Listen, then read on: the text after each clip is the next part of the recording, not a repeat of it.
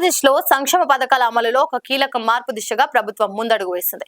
ఇప్పటివరకు వ్యక్తిగత లబ్ధిదారుల ఆధారంగా అమలవుతున్న పథకాలను ఇకపై కుటుంబమే యూనిట్ గా పరిగణించి అమలు చేయాలని రాష్ట్ర ప్రభుత్వం నిర్ణయించింది. ఈ నేపథ్యంలో ఫ్యామిలీ బెనిఫిట్ మేనేజ్మెంట్ సిస్టమ్ అనే సరికొత్త విధానాన్ని ప్రవేశపెట్టనుంది.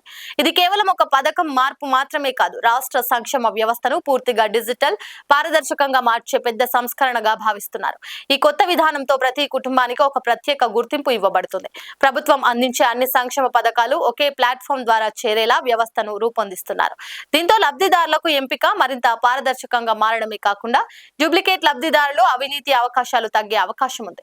అంతేకాకుండా అర్హులైన ప్రతి కుటుంబానికి సరైన ప్రయోజనాలు చేరేలా ప్రభుత్వం ప్రత్యేక దృష్టి సారిస్తుంది. మొత్తంగా చూస్తే ఈ ఫ్యామిలీ కార్డ్ సిస్టమ్ రాష్ట్రంలో సంక్షేమ పథకాల అమలులో ఒక కొత్త దశను ప్రారంభించింది. లైక్ చేయండి, షేర్ చేయండి, సబ్స్క్రైబ్ చేయండి. మరిన్ని వీడియోల కోసం బెల్ సింబల్ పై క్లిక్ చేయండి.